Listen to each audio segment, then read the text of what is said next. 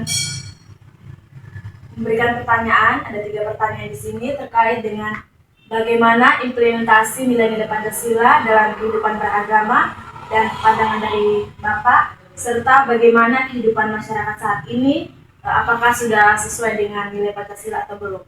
Pertanyaan yang pertama, bagaimana pandangan Bapak terhadap fenomena masyarakat yang taat beribadah tetapi masih melakukan tindakan yang bertentangan dengan nilai Pancasila seperti korupsi, ketidakadilan, atau intoleransi?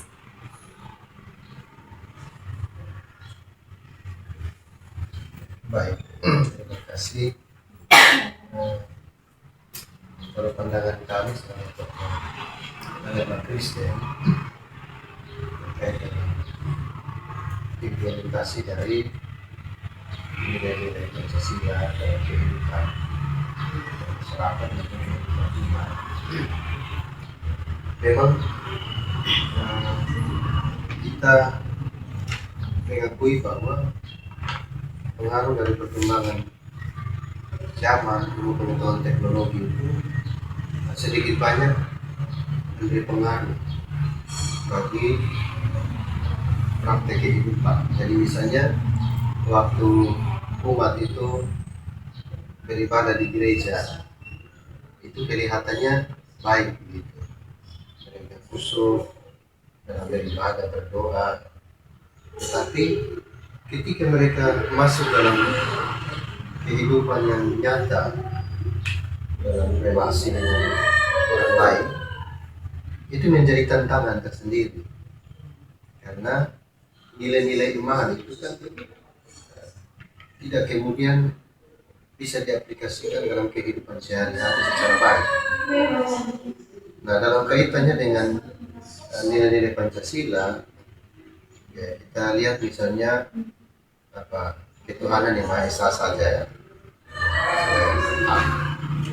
Ini masih kelihatan dalam relasi umat beragama itu kan masih membeda-bedakan gitu. Masih terkotak-kotak. Ruang pergaulan, kehidupan sosial itu kan masih ada batasan-batasan. Padahal kalau kita lihat perkembangan sekarang kan seharusnya tidak seperti itu lagi, tapi itu masih terjadi. Sehingga memang kalau pandangan kami, bagaimana implementasi dalam kehidupan masyarakat ya, itu menjadi tantangan bagi masing-masing pribadi. Karena secara gerejawi, sebagai pemimpin umat, kita sudah menyampaikan hal-hal yang berkaitan dengan nilai-nilai moral, etika. Tapi kemudian implementasi dalam kehidupan sehari-hari kan kembali kepada masing-masing pribadi. Dan ini kita harus mengakui bahwa cukup dipengaruhi oleh perkembangan informasi yang semakin besar sekarang.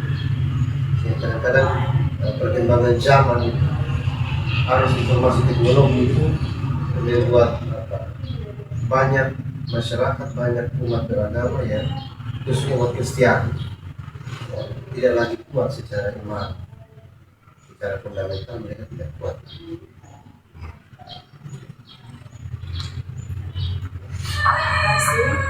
Pertanyaan kedua, bagaimana gereja dapat berkontribusi dalam mendukung dunia pendidikan untuk membentuk generasi yang berkarakter Pancasila? Ya. Ini juga pertanyaan baik, karena kalau kami di GIMIP Ebenezer, di GIMIP Kalvari, ya, kita cukup concern di bidang pendidikan. Misalnya kami gereja Masih di Timur yang tersebar di NTT, NTB sampai di Surabaya, bahkan di Malaysia, itu kita memiliki penetapan 1 bulan, yaitu bulan Juli sebagai bulan pendidikan. Jadi di bulan Juli itu semua materi pelayanan, bacaan firman, refleksi, semua itu akan lebih fokus berbicara tentang bagaimana pentingnya pendidikan, bagaimana gereja mendorong untuk pengembangan pendidikan yang berkarakter Kristen di semua lingkup semua jemaat yang tersebar di tadi saya sebut beberapa wilayah. Nah, di bulan Juli itu biasanya selain gereja berbicara lewat khotbah, tetapi juga ada aksi nyata. Jadi misalnya kita gini itu kan kita punya yang penkris, badan satu badan yang secara itu menangani pendidikan dan tersebar di semua klasis di banyak jemaat.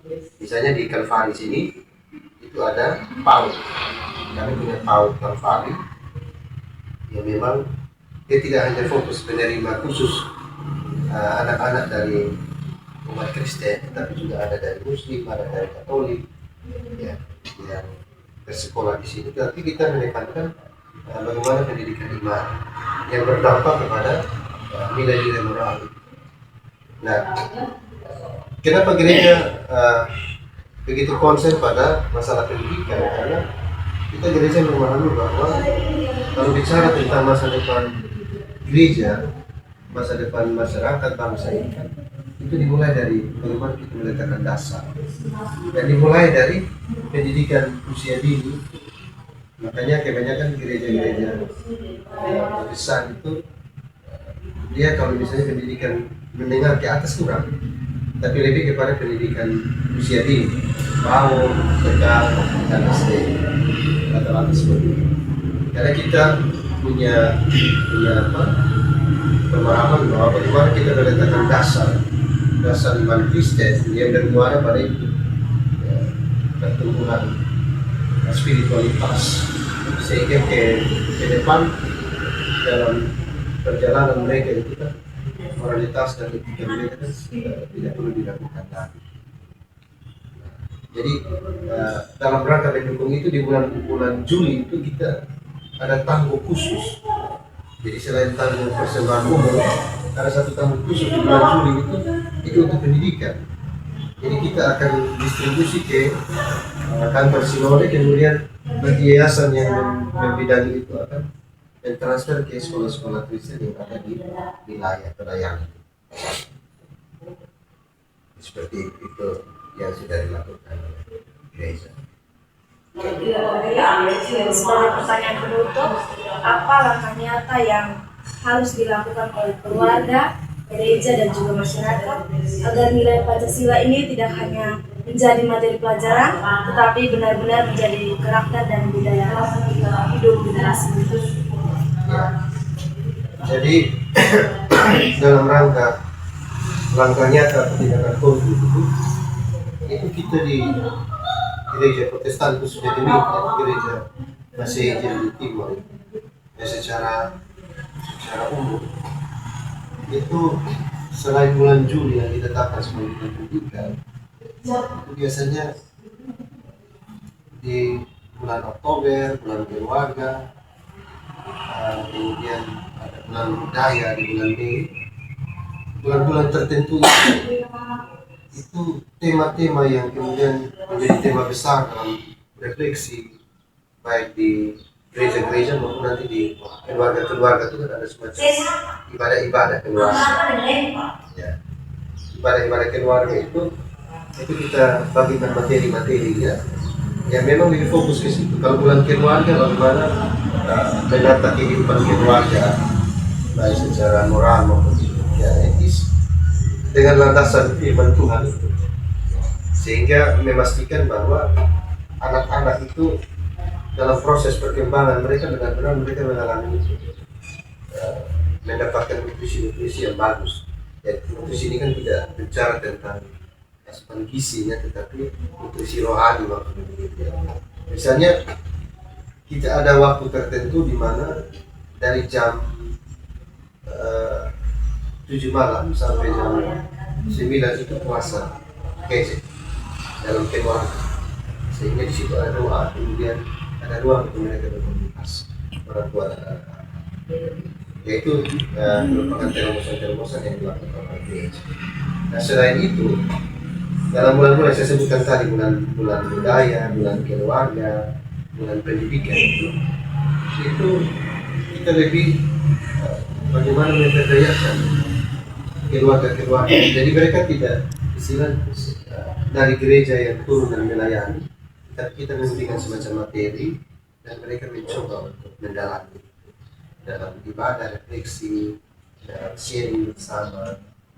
Kemudian yang lebih konkret lagi adalah misalnya di bulan-bulan tertentu itu kita dalam pelayanan-pelayanan yang umum itu di gereja atau pelayanan-pelayanan kita melibatkan anak. Jadi ada semacam spirit regenerasi.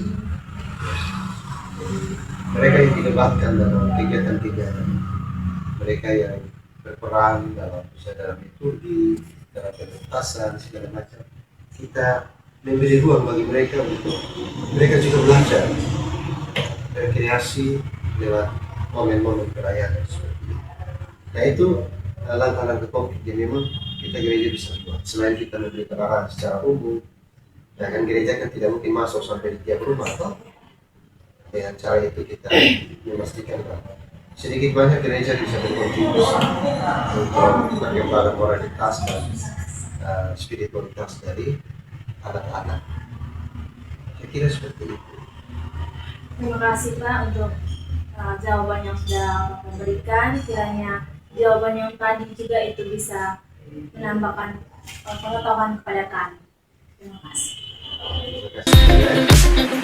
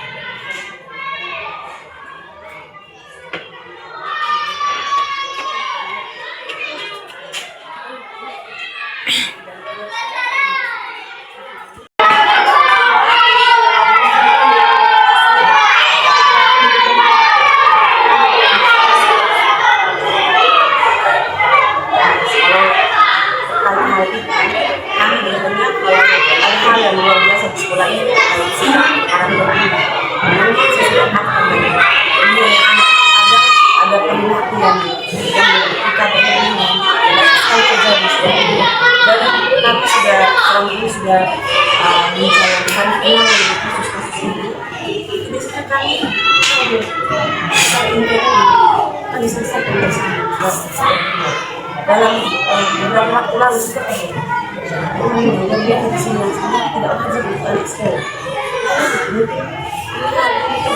Pengaruh dari alat-alat teknologi itu alat-alat bisa kemajuan teknologi di sisi lain ada nilai baik dan nilai yang kurang baik. Jadi mereka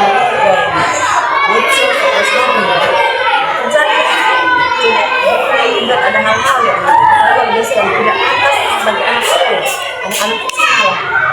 Tetapi terjadi penanganan yang positif kalau sudah lebih dari menyelesaikan sendiri,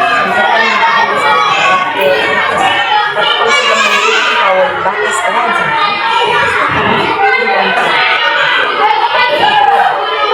selesaikan bersama.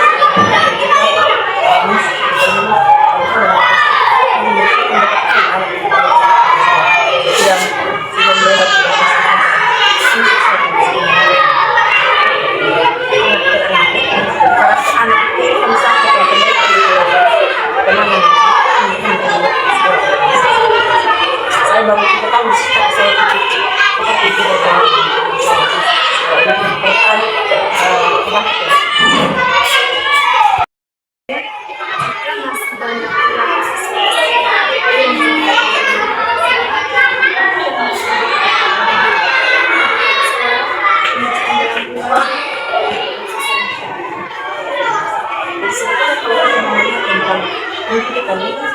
proses itu dari pertama anak itu adalah di rumah dan ini pertama itu adalah rumah. Jadi sebenarnya yang mereka bawa dari rumah ke sekolah tinggal mengaji karena karakter dan kondisi hal akademik tesnya sepenuhnya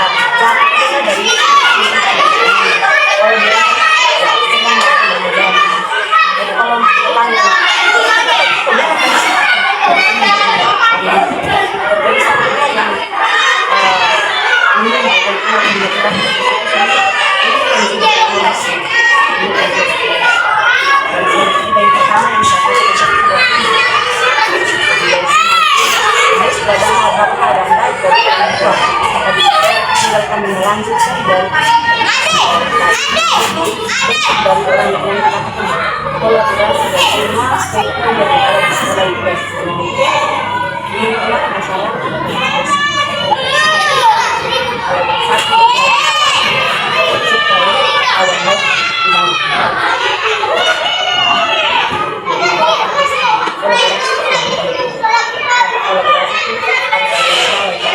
bisa sekolah berjalan sendiri tanpa campur.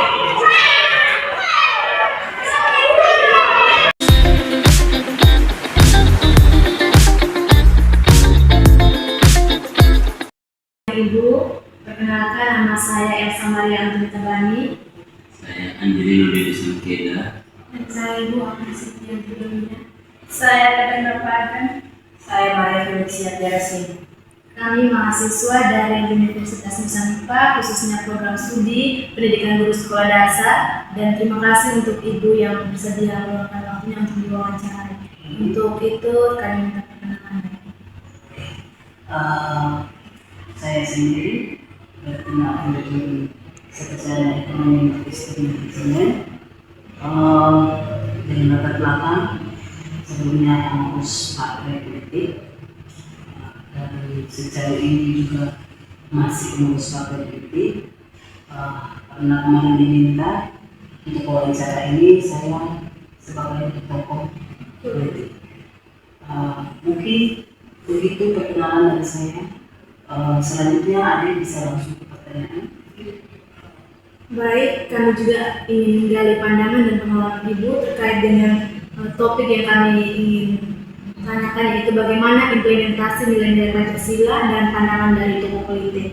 Pertanyaan yang pertama, bagaimana pandangan Ibu mengenai kondisi kehidupan politik masyarakat Indonesia saat ini? Apakah sudah mencerminkan nilai-nilai Pancasila atau masih terdapat penyimpangan? Kondisi politik masyarakat Indonesia saat ini masih di angka belum 100% ya. Belum 100% itu dalam artian bahwa masyarakat kecil di bawah ini belum merasakan benar tentang apa itu politik. Masih ada penyimpangan. Yang di bawah ini masyarakat di bawah ini dimanfaatkan saat pesta demokrasi. Akhirnya menurut saya itu masih ada ketimpangan dalam pembangunan dengan politik seperti itu. Baik, terima kasih Ibu atas pernyataan yang sudah Ibu berikan kepada kami. Di sini ada penambahan pertanyaan, apakah sudah mencerminkan nilai-nilai Pancasila atau masih terdapat penyimpangan? Ya, kita lihat bahwa keadilan sosial bagi seluruh rakyat Indonesia sejak itu memang belum ada. Yang tadi dibilang bahwa ternyata masyarakat di bawah ini dimanfaatkan pas di pesta demokrasi itu.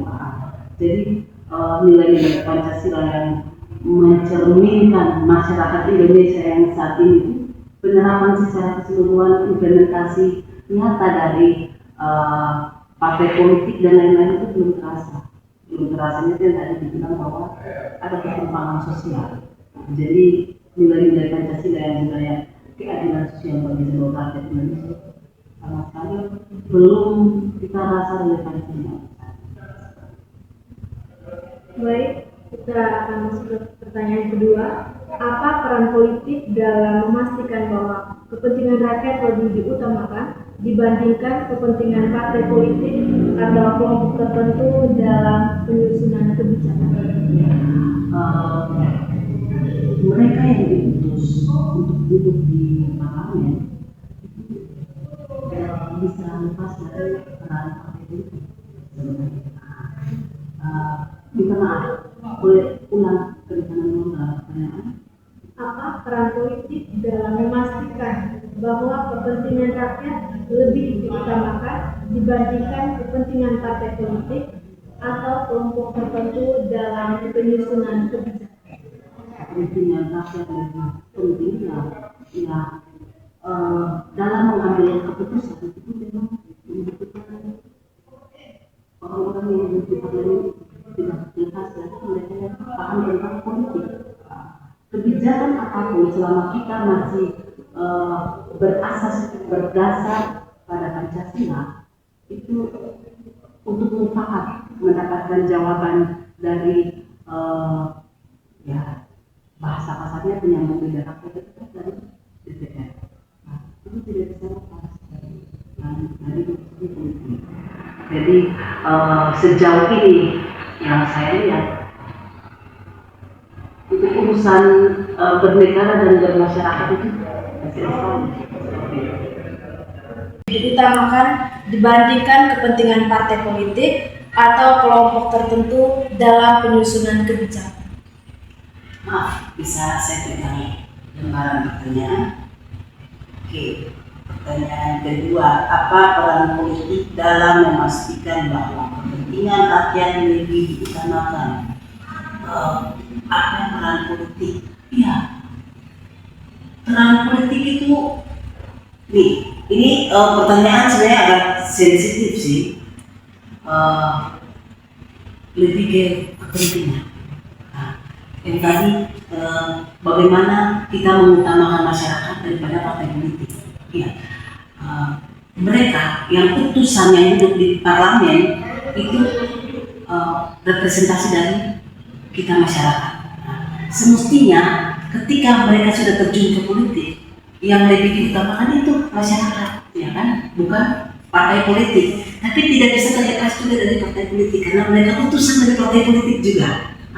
Jadi saya rasa bahwa untuk memastikan kepentingan rakyat yang lebih diutamakan dibandingkan kepentingan partai politik yang dalam masa-masa krisis ini, ya memang kita harus mementingkan lebih dulu itu kepentingan rakyat, bukan urusan kepentingan partai politik dan lain-lain. Parlemen lebih banyak harus terlibat untuk berbicara tentang kepentingan masyarakat kecil.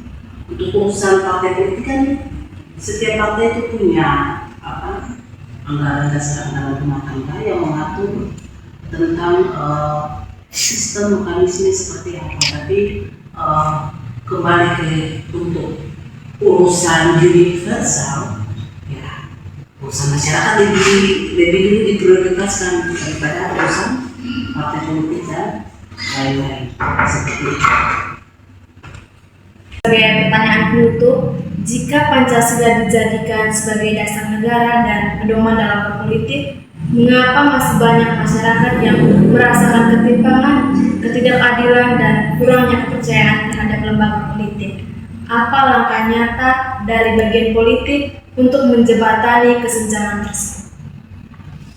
Kembali, oke, sebagai pertanyaan penutup, apa langkah nyata yang dilakukan oleh sebagai pertanyaan penutup, jika Pancasila dijadikan dasar negara dan pedoman dalam berpolitik, mengapa masih banyak masyarakat yang merasa ketimpangan? Selama kita masih menjadi negara Indonesia, itu tetap berlandaskan Pancasila. Ya? Terus kembali, jika Pancasila dijadikan dasar negara dan pedoman dalam berpolitik, mengapa masih banyak masyarakat yang merasa ketimpangan? Kembali lagi, mereka yang pemangku kebijakan, yang harus merasakan keresahan masyarakat itu, mereka ini yang punya kewenangan tadi, legislatif, penyambung lidah rakyat. Ketika mereka tidak begitu merasa prihatin terhadap masyarakat, itu terlihat bahwa Pancasila itu merasa hanya sebagai lambang saja, tapi tidak menjalankan butir-butir sila yang ada di dalam. Coba kalau memang mereka yang berkuasa punya kepekaan, harusnya itu masyarakat kecil ini tidak boleh lagi merasa adanya ketimpangan dia, karena kalau memang mau berlandaskan butir-butir Pancasila, sila pertama sudah dengan jelas bahwa kita itu bertuhan, ya kan? Terus bagaimana kita menjadi manusia yang betul-betul kemanusiaan yang adil beradab, semua harus merasa setara, ya. Terus Ketiga, persatuan Indonesia, bagaimana dari Sabang sampai Merauke hidup bersatu, jangan ada perpecahan macam seperti di Papua, ya kan? Nah ini ketimpangan. Ada segelintir orang yang memanfaatkan ini untuk memperkaya diri. Mereka tidak merasa bahwa mereka representasi dari masyarakat kecil tadi. Mereka belum merasa setia sekata dengan masyarakat kecil. Kalau kami sebutnya itu kaum bertahan.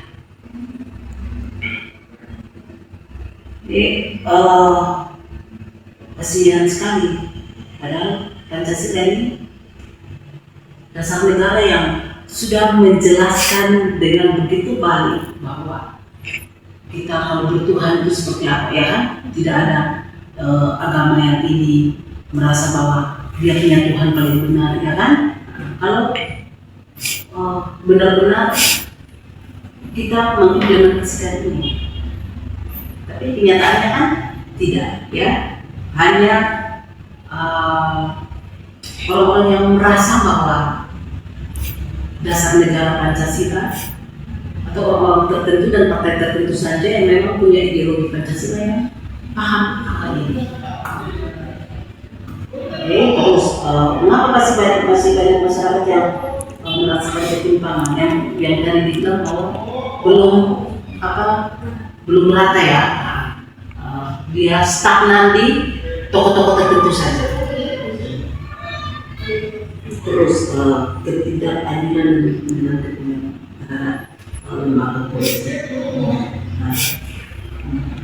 Kekurangan kepercayaan lembaga politik ini kembali lagi ke masing-masing individu. Mereka ini kan bagian daripada partai politik.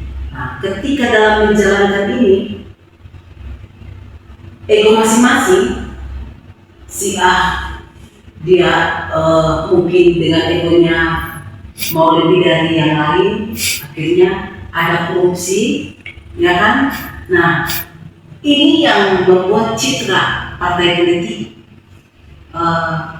jelek di mata masyarakat, karena individu orang yang berasal dari partai.